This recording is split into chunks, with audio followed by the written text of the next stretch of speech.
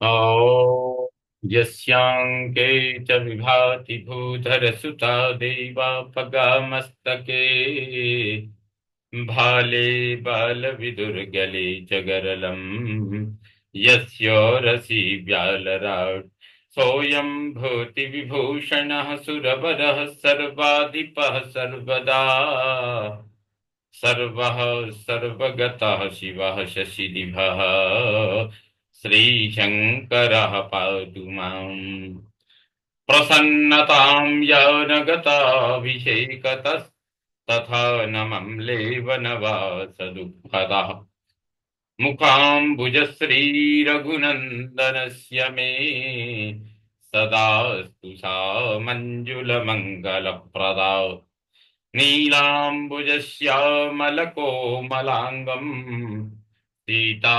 समारोपितवामभागम् पाणौ महासायकचारुचापम् नमामि रामं रघुवंशनाथम् भवतां समेषां श्रीमद् वाल्मीकि रामायण पारायणोपक्रमे हार्दं स्वागतम् अभिनन्दनं च।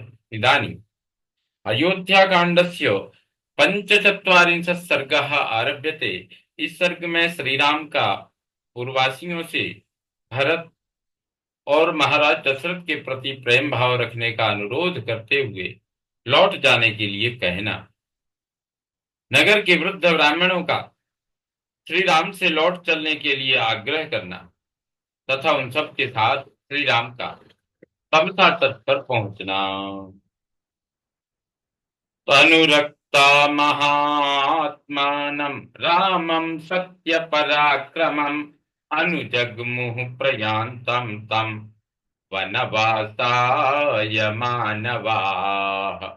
उधर सत्य पराक्रमी महात्मा श्री राम जब वन की ओर जाने लगे,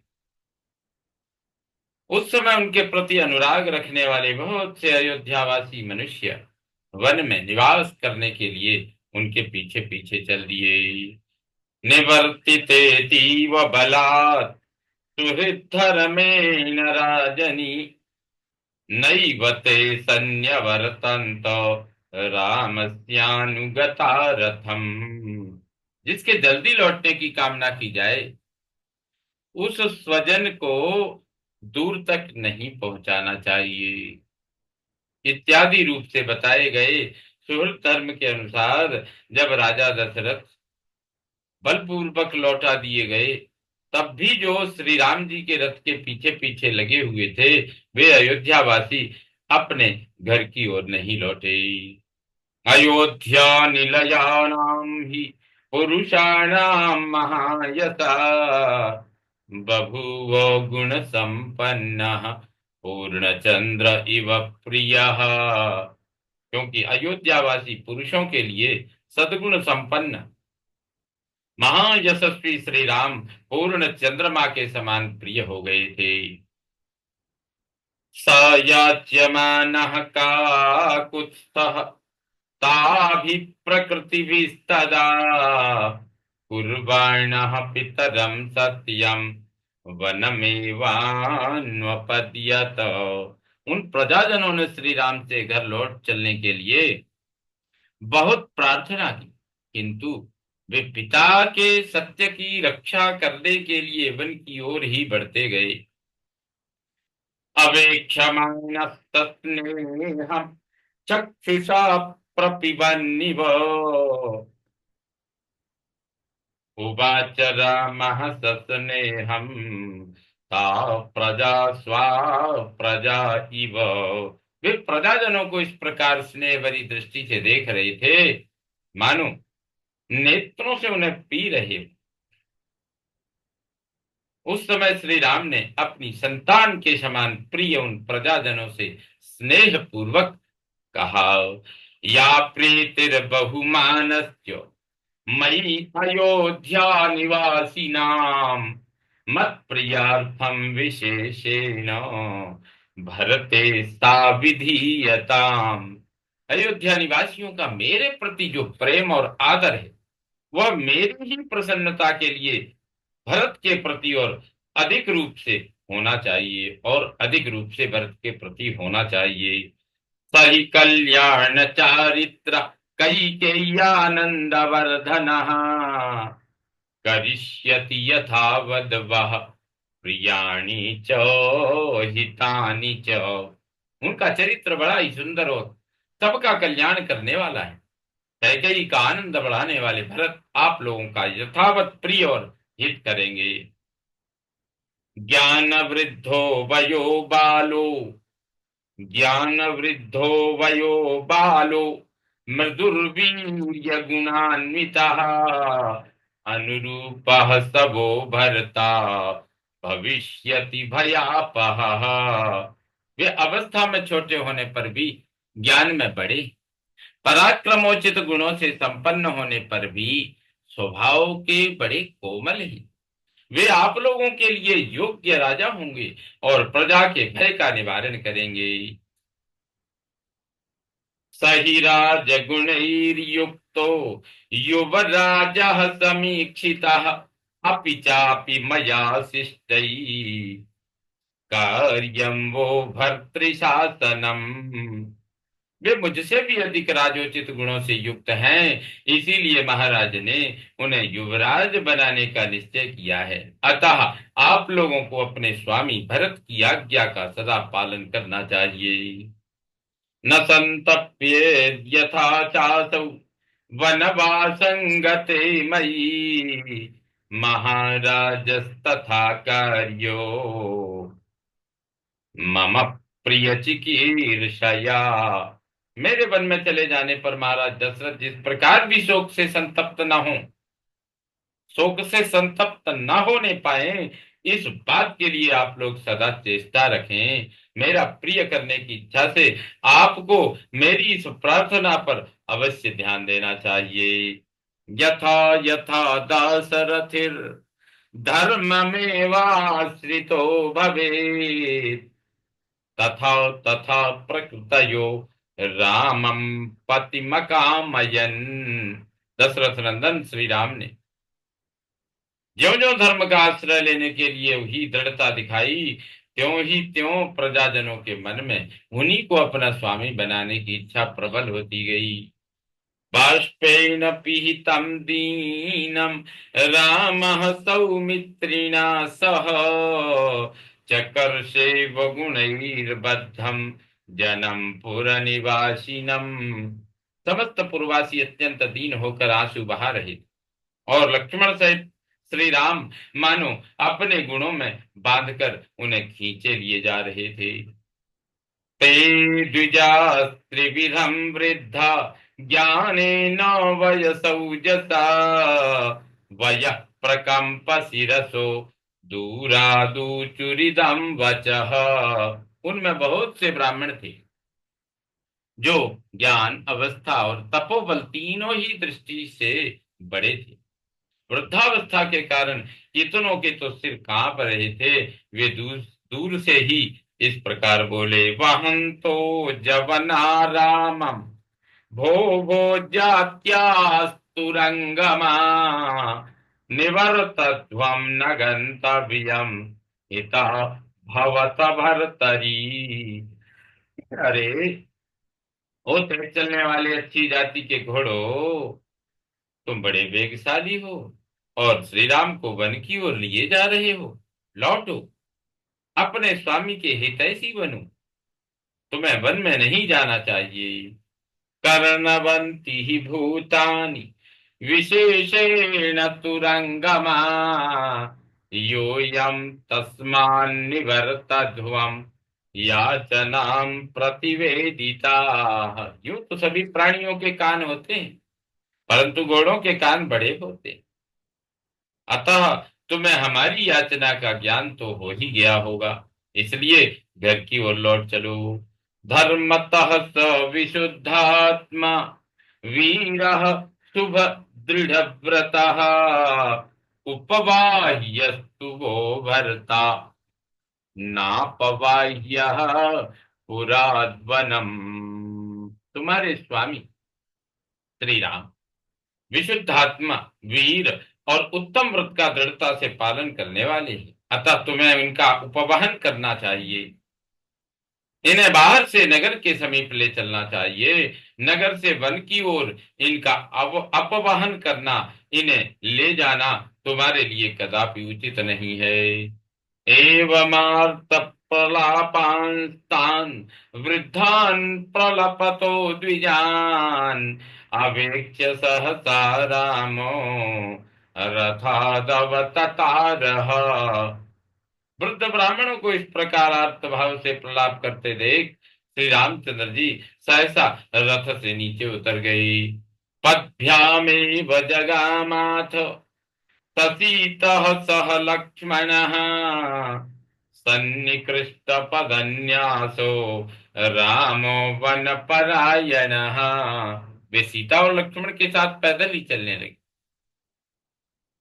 ब्राह्मणों का साथ न छूटे इसके लिए, ब्राह्मणों का साथ न छूटे इसके लिए वे अपना पैर बहुत निकट रखते थे, लंबे डग से नहीं चलते थे। वन में पहुंचना ही उनकी यात्रा का परम लक्ष्य था। द्विजातीन ही पदातीन स्थान रामश्चारित्र वत्सलः न ससाक घृणा चक्षु परिमोक्तुम रथे न सह। श्री रामचंद्र जी के चरित्र में वात्सल्य का गुण, वात्सल्य गुण की प्रधानता थी।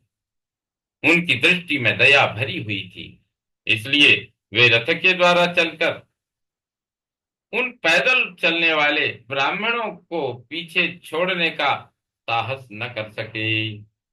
गच्छन्तमेव तं दृष्ट्वा रामं सम्भ्रान्तमानसा ऊचुः परम संतप्ता रामं वाक्यमिदं द्विजाः। श्री राम को अब भी वन की ओर ही आज जाते देख वे ब्राह्मण मन ही मन घबरा उठे और अत्यंत संतप्त होकर उनसे इस प्रकार बोले। ब्राह्मण्यम कृत्स्नमेतत्त्वाम् ब्रह्मण्योमनुगच्छति द्विजस्कन्धाधिरूढास्त्वाम् अग्नयोऽप्यनुयान्त्वमी। रघुनंदन, तुम ब्राह्मणों के हितैषी हो, इसी से यह सारा ब्राह्मण समाज तुम्हारे पीछे पीछे चल रहा है। इन ब्राह्मणों के कंधों पर चढ़कर अग्निदेव भी तुम्हारा अनुसरण कर रहे हैं। वाजपेय समुत्थानि छत्राण्येतानि पश्यनः पृष्ठतोऽनुप्रयातानि मेघानिव जलात्यये। वर्षा बीतने पर शरद ऋतु में दिखाई देने वाले सफेद बादलों के समान हमारे इन श्वेत छत्रों की ओर देखो, जो तुम्हारे पीछे पीछे चल पड़े हैं। ये हमें वाजपेय यज्ञ में प्राप्त हुए थे। अनवाप्ता अनवाप्ता तपत्रस्य अनवाप्ता तपत्रस्य रश्मि संतापितस्य ते एभिच्छायां करिष्यामः त्वयि छत्रैर्वाजपेयकैः।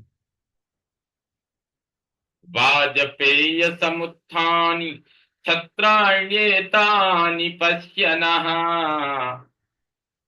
पृष्ठतोऽनुप्रयातानि मेघानिव जलात्यये। वर्षा बीतने पर शरद ऋतु में दिखाई देने वाले सफेद बादलों के समान हमारे इन श्वेत छत्रों की ओर देखो, जो तुम्हारे पीछे चल पड़े हैं। ये हमें वाजपेय यज्ञ में प्राप्त हुए थे। अनवाप्ता तपत्रस्य रश्मि संतापितस्य ते एभिश्छायां करिष्यामः छत्रैर्वाजपेयकैः। तुम्हें राजकीय श्वेत छत्र नहीं प्राप्त हुआ, अतएव तुम सूर्यदेव की किरणों से संतप्त हो रहे हो। इस अवस्था में हम वाजपेय यज्ञ में प्राप्त हुए इन अपने छत्रों द्वारा तुम्हारे लिए छाया करेंगे। या हि नः सततं बुद्धिर्वेद मंत्रानुसारिणी त्वत्कृते सा कृता वत्स वनवासानुसारिणी। वत्स, हमारी जो बुद्धि सदा वेद मंत्रों के पीछे चलती थी, उन्हीं के चिंतन में लगी रहती थी, वही तुम्हारे लिए वनवास का अनुसरण करने वाली हो गई है। हृदये स्वतिष्ठन्ते वेदाये नः परम धनम वत्यन्य वत्यन्य पितृगेः वत्यन्त्य वत्यन्त्य पितृगेः स्वेव दाराश्चारित्ररक्षिताः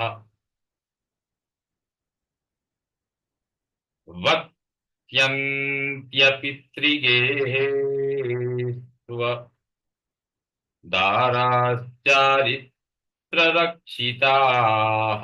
जो हमारे परम धन वेद हैं, वे हमारे हृदयों में स्थित हैं। हमारी स्त्रियां अपने चरित्र बल से सुरक्षित रहकर घरों में ही रहेंगी।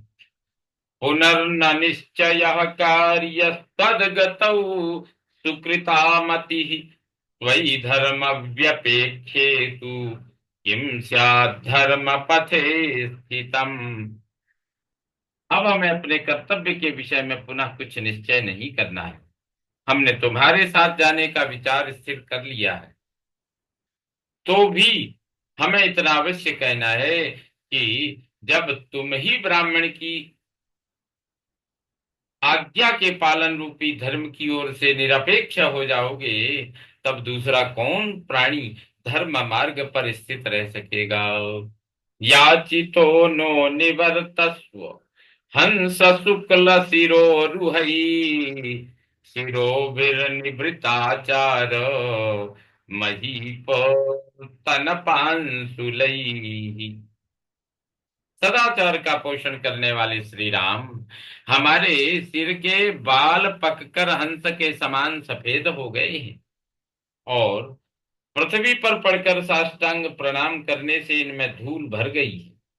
हम अपने ऐसे मस्तकों को झुकाकर तुमसे याचना करते हैं कि तुम घर को लौट चलो। वे तत्वज्ञ ब्राह्मण यह जानते थे कि श्री राम साक्षात भगवान विष्णु हैं, इसलिए उनका श्री राम के प्रति प्रणाम करना दोष की बात नहीं है। बहूनां वितता यज्ञा द्विजानां यह इहागता तेषां समाप्तिरायत्ता तव वत्स निवर्तने। इतने पर भी जब श्री राम नहीं रुके, तब वे ब्राह्मण बोले, वत्स, जो लोग यहाँ आए हैं, इनमें बहुत से ऐसे ब्राह्मण हैं जिन्होंने यज्ञ आरंभ कर दिया है। अब इनके यज्ञों की समाप्ति तुम्हारे लौटने पर ही निर्भर है। भक्तिमन्ती भूतानि जंगमा जंगमानि च याचमानेषु तेषु त्वं भक्तिम भक्तेषु दर्शय। संसार के स्थावर और जंगम सभी प्राणी तुम्हारे प्रति भक्ति रखते हैं, वे सब तुमसे लौट चलने की प्रार्थना कर रहे हैं। अपने उन भक्तों पर तुम अपना स्नेह दिखाओ। अनुगंतुम असक्ता स्वाम मूलैरुद्धत वेगिनः उन्नता वायु वेगेन विक्रोशन्ति व पादपाः। ये वृक्ष अपनी जड़ों के कारण अत्यंत वेगहीन है, इसी से तुम्हारे पीछे नहीं चल सकते, परंतु वायु के वेग से इनमें जो सनसनाहट पैदा होती है, उनके द्वारा ये ऊंचे वृक्ष मानो तुम्हें पुकार रहे हैं, तुमसे लौट चलने की प्रार्थना कर रहे हैं। निश्चेष्टाहार संचारा वृक्षैकस्थान निश्चिता पक्षिणोऽपि प्रयाचन्ते सर्वभूतानुकंपिनम्।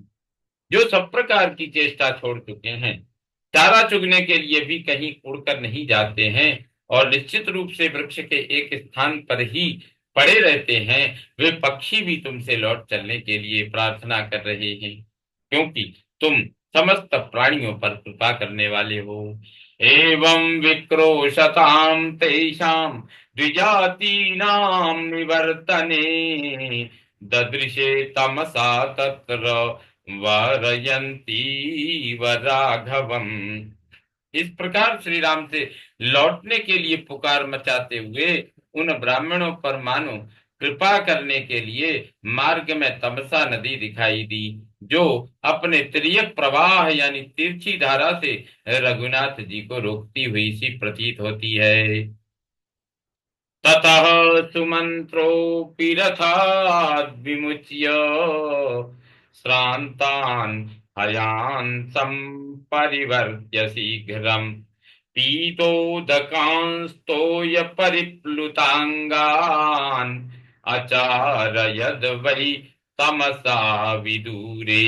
वहां पहुंचने पर सुमंत्र ने भी थके हुए घोड़ों को शीघ्र ही रथ से खोलकर उन सबको टहलाया, फिर पानी पिलाया और नहलाया।